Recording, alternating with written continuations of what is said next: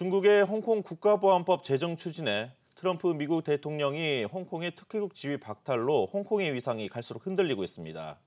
일본과 싱가포르 등 다른 아시아 국가들이 홍콩의 금융 허브 역할을 대신하겠다며 적극 구애에 나선 반면 우리나라는 유독 조용한 분위기인데요.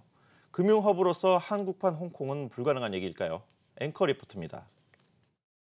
홍콩을 대신하겠다며 손을 든 일본. 일찌감치 금융도시 도쿄 실현을 목표로 정부와 여당, 아베 수상까지 팔을 걷어붙였습니다. 해외 인재 유치를 위해 비자 발급 요건은 물론 금융회사들의 자회사 설립 규제 완화까지 추진하고 있습니다.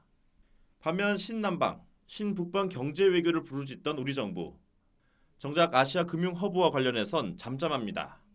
소득세와 법인세 등 높은 세금 부담과 노동 경직성, 불투명한 규제가 금융 선진국 도약의 걸림돌이 된다는 지적에는 동의하면서도 현실적 제약을 핑계로 망설이는 분위기입니다.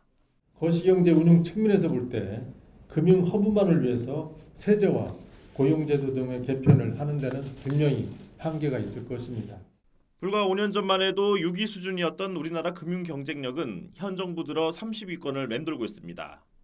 금융 허브로서 갖춰야 할 인프라 부족은 물론 갈수록 더해지는 규제도 문제지만 우리 제조업은 사실 항상 몇십 년 전부터 항상 세계랑 경쟁을 하면서 상당히 경쟁력을 키워왔는데 금융업을 국내에서만 하더라도 상당히 많이 수익이 났었던 것 같고요. 산업 환경에 상대적으로 좋지 않았던 측면이 있고요. 규제가 상당히 많거나.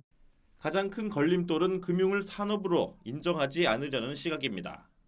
특히 최근 잇따르는 사모펀드 환매 중단 사태에서 보듯 사태 재발을 막기 위해 특정 회사에 물어야 할 책임을 마치 금융업 전체의 문제인 양 정부와 정치권이 몰아가고 있다는 지적입니다. 왜 돈을 버느냐, 금융회사들이. 이런 기본적인 생각이 어떤 정치권이나 사회 지도층 인사들한테 이렇게 팽배했기 때문에 우리 산업으로서 금융이 성장하는데 제일 큰 장애물이 아닌가. 정부가 추진하는 제2, 제3의 금융허브 조성 또한 출발선이 잘못 그어졌다는 지적입니다. 지역 균등 발전이란 소위 정치적 논리가 우선시되다 보니 금융과는 거리가 먼 지역에 금융허브를 조성하려 한다든지 금융공공기관의 지방 이전 같은 얘기들만 반복하고 있다는 겁니다. 금융허브로 성장하기 위한 입지 조건이 잘 갖춰진 도시가 어디인가 이게 가장 중요하고 또 그런 도시를 선택과 집중 전략에 따라서 육성하는 게 훨씬 더 국가 경쟁력 차원에서 좋을 거라는.